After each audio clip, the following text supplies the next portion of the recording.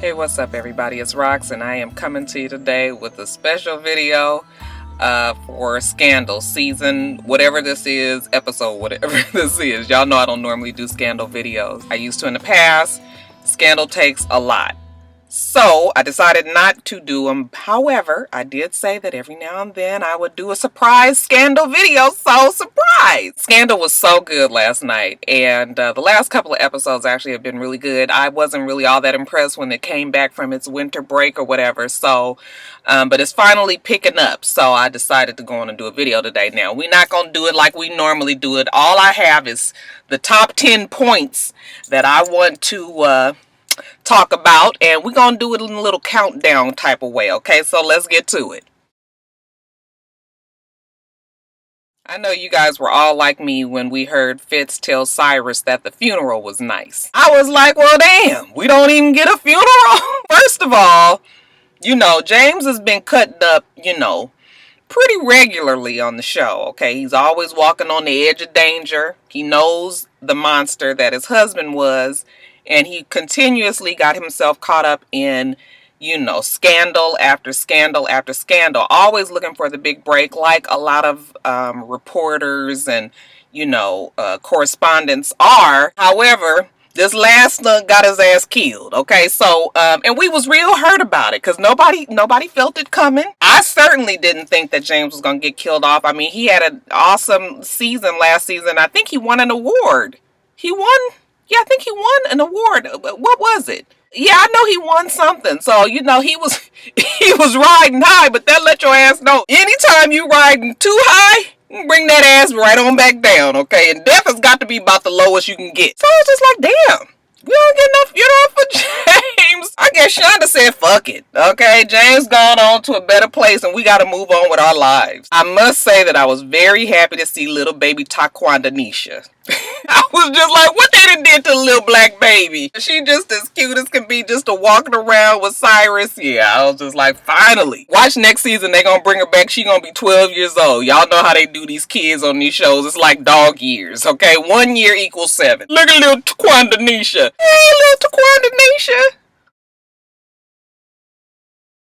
You guys, Jake is so bad at what he does. When Jake got that job, I never really understood why he got the job. Like, Daddy Pope, you know, the shit was all getting bad and everything, but to me it didn't seem like it got so bad that he should have lost his job. The replacement of it being Jake, I don't know, it just ain't really sitting too well, and you can kind of see the shit falling apart at the seams already, okay? The fact that he killed James to begin with, that he physically did it himself, and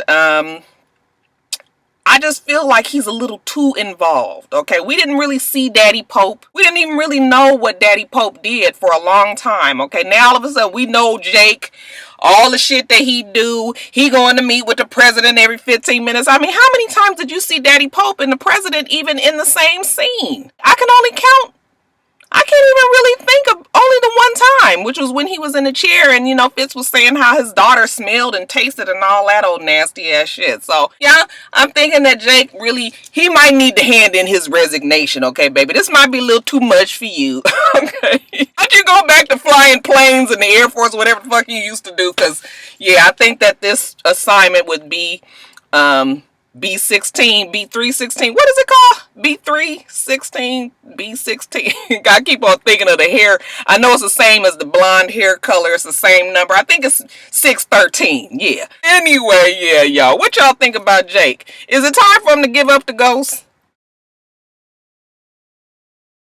Y'all, I'm good and sick and tired of Fitz and Olivia. And when I say I'm good and sick and tired, I'm talking about they on that very last nerve. They tap dancing on it good. I know that I used to love the fact that their love was so monumental and that it was so, you know, it just felt like it was unending and all involving and all encompassing and, you know, this, that, and the other. But you know what? Enough is a fucking enough, okay? Really, if you ain't gonna fucking be together, then what the hell is we spinning our wheels all the goddamn time for? I'm just over them too, okay? And I just, you know, every time you see them all huddled up in the corner somewhere kissing, and you know, I just kind of get this look on my face like, next. Am I the only one that feels like that? I'm turning my back on Fitz and Olivia because, you know, like I said, I was such a fan of the two, but I just feel like, God, it has really run its course. Now it's almost like it's a power play between the two of them. You know, the lines have been blurred so much, okay, with the fact that them being a couple and fucking around or whatever, and then also both of them being very powerful, and you know the connections that they use each other for shit, and yeah, I'm just, yeah, enough of the Fitz and Olivia. I've had it.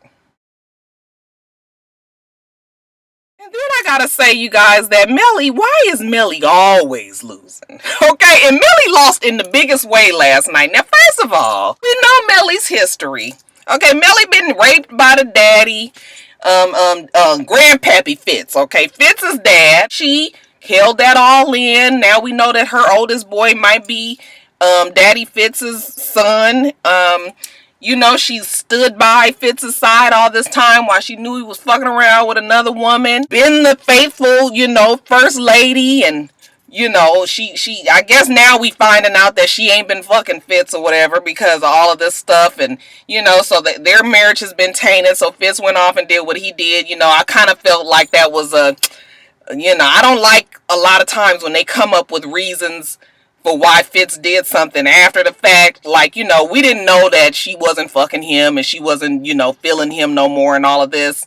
And now we find out fucking 20 years. Like, yeah, you know, that part I was just like, oh, that was awfully convenient.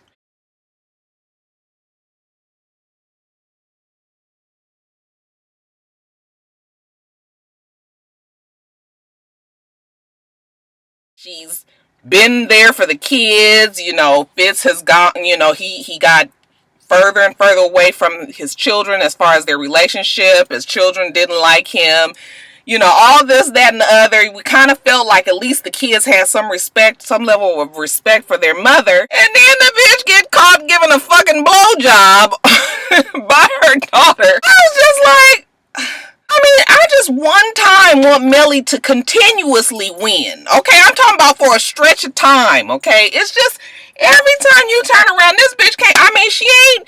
Her man been fucking. She been standing there watching Fitz fuck Olivia all this time, and she finally gives into the passionate wiles with this guy, Uncle, what was his name? Uncle Edward, or and the second time she decided to get together with his ass, and you know, her daughter she gets caught sucking his dick by her daughter. I was just like, yeah, I just, oh. And then for her to have to sit up there and get talked down to and yelled at by Fitz. Okay, like I said, the convenience of the fact that she hasn't done anything with him in 10 years or however long he said, 10, 20 years, however long the oldest boy is. Yeah, and then for her to still not say nothing. I was just like, what the fuck are you waiting for? I mean, that would have been the perfect time to be like, your fucking fat ass, old ass, nasty ass, drunk ass father fucking raped me. Why don't you spit some of that venom out that Fitz is always spitting at her? I mean, that girl takes it all in all the time. Goddamn, you can only take so much. I just really want Mellie to win. Is that asking too much?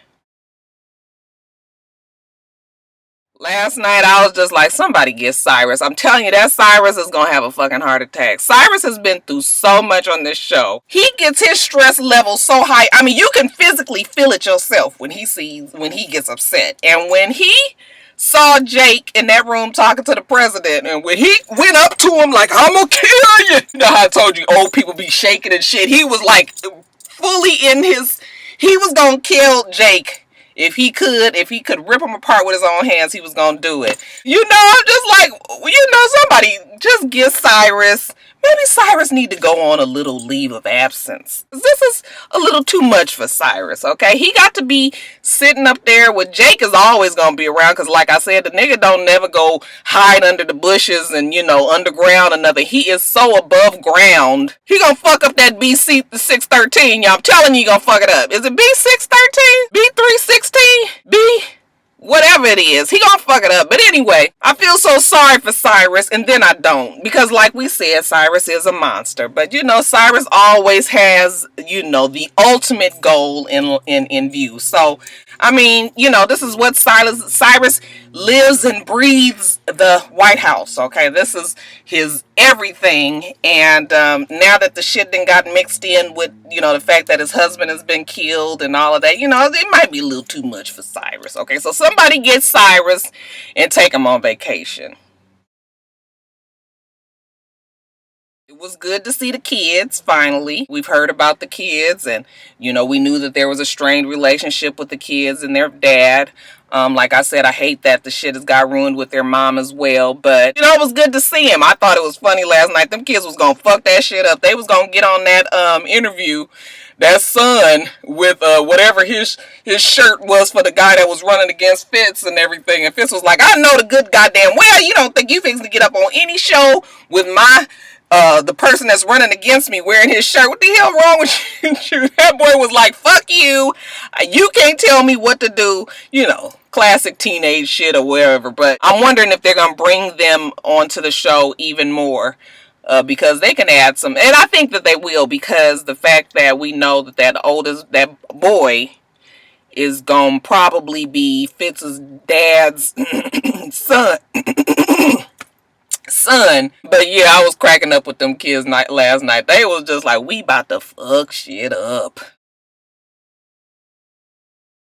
Y'all tell me what y'all think about this whole Quinn Hook thing. I like Hook. I really did like Hook. I mean, I almost had like a slight crush on Hook, you know, the first season and even part of the second season. He was just so marvelously crazy. Okay, with just a little tinge of sexiness on the edge of it, you know, it was kind of that bad boy, dark boy kind of thing. We liked the fact that Hook was just so mysterious. But now, I don't know if I like what they... Well, Huck's character is still pretty cool and everything, but I think maybe the Quinn's character, the fact that they've changed Quinn so much, you know, now she's kind of in that self-preservation, I gotta do what I gotta do mode. There's this heat between her and Huck, which I guess has been there from the beginning. Even when she was in the office, she kind of always took to Huck, and Abby has always taken to Harrison. Yeah, I don't know. All I do know was all that licking on the face and shit last night. I was like, oh, Lord, let me get my ass in the bed. I was getting all... you know, I had too much information. I was just like, fuck. It was some long licks, too. They was just like... I was like, oh, my God. Y'all know, did y'all put the connection with that in the face in the place? Was it just me?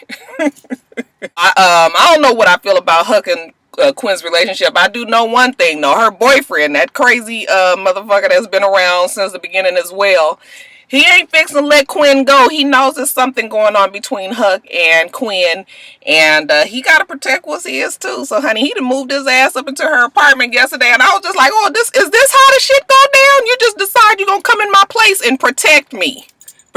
I think it's kind of funny that Quinn has become such a sex symbol on the show, okay? That, you know, she's been the one, because up until now, Abby has been the one that's always, you know, real sexualized and was going on and on with David and all of that. So, but yeah, y'all let me know what you think about Huck and Quinn. Y'all for it or no? Now, I know I said I'm sick of Olivia and Fitz, and with that being said, I want Olivia to get some good dick. I mean, I know that's real kind of, you know, I just want Olivia to get some good loving. So, just the best amount of loving that will knock that damn Fitz out of her memory. Now, ladies, I know how it is when we get that one that just stays. I don't care what we do, we can't quite work him out of our system. But, you know, the same like when Mellie always loses, Olivia really always loses too. Olivia is powerful, and she's very desirable, and she's got men that want her, and you know, she's successful, and she's got all these things going for her. However, she's very unhappy, okay, because she can't get that one thing right, which is the love that she desires. And the reason why she can't get the love is because she's in love with a married man who is never going to leave his wife. And that is the bottom line. So what I'm saying is, I want her to go get some good dick. I don't care if it's rapper dick, sports player dick, thug dick, other political dick. I don't really care what it is, okay? I just want her to get some that's just so good that it knocks Fitz completely out of her out of her line of thinking. Do you guys ever think that Shonda will write that into her character? Because we already know that Fitz and Olivia will never be together. I want her to get some good. I am still intrigued with the Momma, Momma Pope. However, I'm getting bored with the storyline. I want them to pick it up, okay? I want it to something to go down, whatever is going to go down with her. I did like the little dialogue that Momma Pope and Olivia had together, because Momma Pope was just like, you think you know, but you don't know.